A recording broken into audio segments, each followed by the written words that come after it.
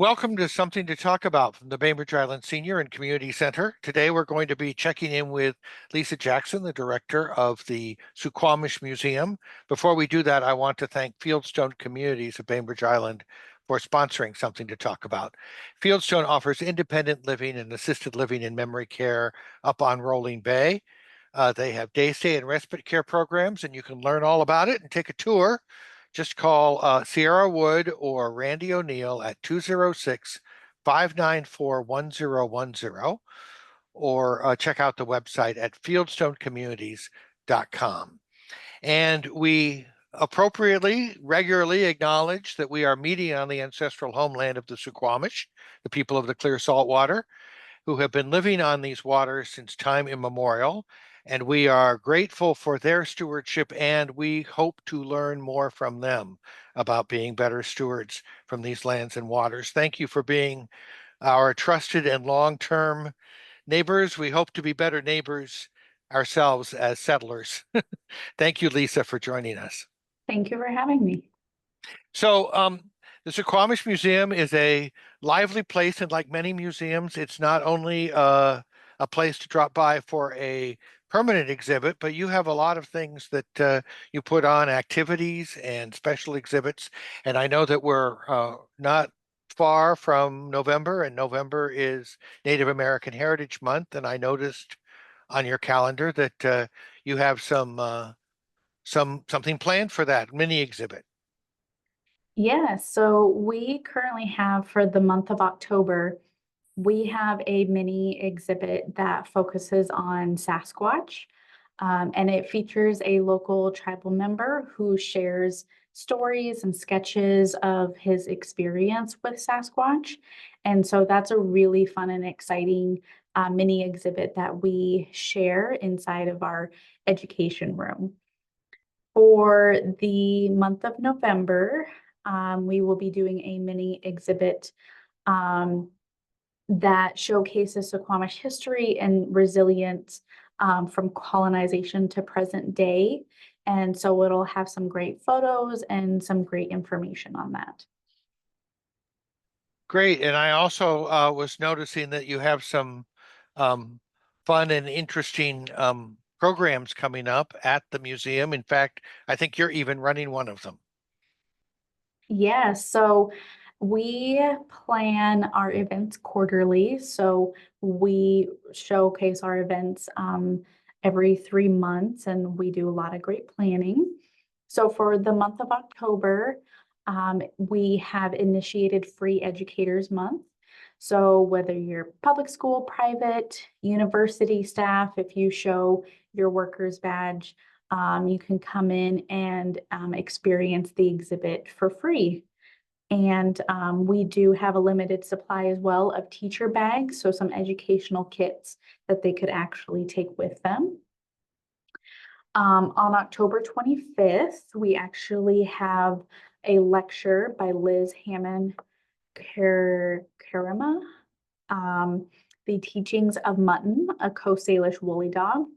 And and so we're really, really excited to have her and have that talk. And it's the woolly dog is such a very big part of the Suquamish history that we're really excited to have this opportunity. Yeah, it sounds like, I mean, I know that in many of the exhibits and conversations that I've had as I've learned a little bit over time about the Suquamish, uh, the dogs and their harvesting them for their wool for clothing is a large part of the cultural heritage, and an unusual story about a no longer extant animal. Yes, yeah, we it has been one of those things where when I was in 8th grade, I actually did a weaving presentation for the school, and it included the woolly dog. And it was very interesting because it was my first experience really seeing what pushback on our culture looked like, because one of my teachers had approached me and told me that I was wrong, that the woolly dog never existed. And boy, was my mom mad. She had a lot to say. And so that was kind of the first eye opening of, okay, Yeah. these are the kind of things we experience. And it actually wasn't until about 5 to 6 years ago when they actually did DNA testing on a blanket and confirmed that it was dog hair. And they were like, "Oh, you're right, it is a dog." And we're like, "Yeah, thanks." Like we I knew would, that. yeah, we told you that. Right. So it's very exciting to have, that scientific confirmation, but also to, confirm that our history and our culture is exactly what we say it is. Well, and that, I mean, that kind of speaks to the larger story of stories and how, although in sort of modern white culture, the European view, it's like a story is a fiction rather than a fact. It's more complicated than that, maybe in indigenous cultures. Uh, it is both fact and myth, which is not does not mean it's not true. All right. Yes, it is very complicated, but we enjoy trying to make sense of it.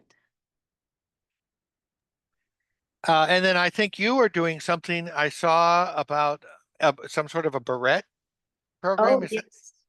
Yeah, so some of our other programs coming up is October 29th. We have a free craft for pretty much anybody, but mostly focused on youth, and where you're going to take a lollipop and make it into a little ghost. So that's a free activity we have from the 29th to the 31st. And then on November 2nd, we have a beaded ornament workshop, which is really cool, where you bead around like a plastic ornament ball. It's really fun. I find it very relaxing. And then November 5th through 9th, we have a free activity. It's origami fox. And so they get to learn how to make some little origami and take it home. And November 8th is so every second Saturday of every month, we have free admission. And so that will be on November 8th. And then November 8th and 9th, we will have our holiday Native Makers Market, where we have 6 different Indigenous artists, and they'll set up a table and they are selling all of their handmade items. Um, November 15th is my cedar barrette workshop. And so people will weave with cedar around a barrette and add some beads and however they want to make that creative. And November 22nd, we have a cedar candy cane workshop. And so it's actually pretty large, the candy cane. And so you weave around this metal in order to make the candy cane. And so it's really fun. And then December 10th through 14th, we have letters to Santa. And so youth can come and write their letters to Santa and mail it off. December 13th is our free admission second Saturday. And then December 20th and 21st, we have a holiday booth. So we'll have a little holiday set up where people can come and take photos, and then we'll have a short time frame where Santa will be there for people to come and take pictures. Well, that sounds like a very busy calendar, and you can, and if you want to go back over that, if you're listening and you want to check it out, it's at suquamishmuseum.org, and there's an events button I think on there that has these on it. That is correct.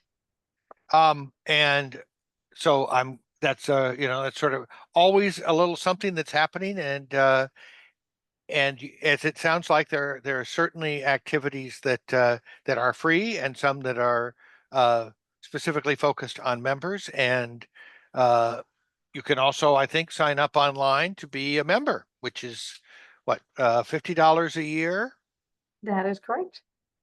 and find out all about the things that are coming up. Get some information in the mail if my experience is any clue. Yes, that is correct. Now, you were saying before we went on the recording here that you are about to put out a new mobile app. Can you tell us a little bit about that? Yes. So this mobile app has been about a year in the making. And the goal was that um, our artifacts in our museum have some great pieces, but we are challenged, like most museums, with putting too much text inside the display where it overpowers the ambiance of the artifact. And so this mobile app has kind of helped with that. So when people come into the museum, they will be able to, on their phone, pull up specific artifacts, and they can either read about that artifact or they can listen to it. And so we're really excited to have, we have headphones that people can, sign out and use inside the exhibit. And so even though most of the app is focused on the artifacts in the museum, the app also includes information on our historical sites outside of the museum on the Suquamish Reservation. So it will be uploaded this week. You said, I think Wednesday available. And so I would get it through a link off your website or in my phone app devices, whatever that is. Great question. Yes. So we do have a section under education on our website where you can click the links to download the app. Or if you just go to the Apple Store or Google Play Store and you type in Suquamish Museum, it'll just pop up right there and you can download it.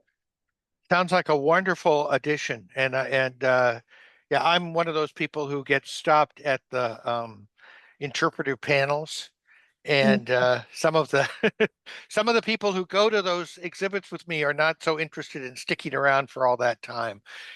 So it looks like that's a great way to do both things at once and take a little something with you afterwards. You can explore the app when you're not at the museum.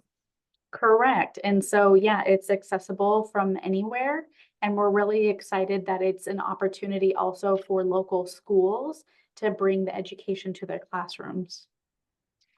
So as usual, I really appreciate learning from you and the excitement and information that comes out of the Suquamish Museum is a gift to the whole community. I really appreciate your work. Awesome. Thank you. And I appreciate your time today. Okay. Have a lovely afternoon. And if is there anything else you want to add before we go? I think we covered quite a bit. I think we did. We are always looking for volunteers and donors and anybody that is willing to help because, like most museums, we rely on help to do the work that we do. Great. Okay.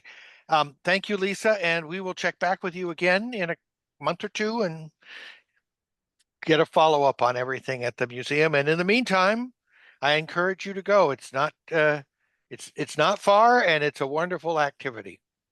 Awesome. Thank you.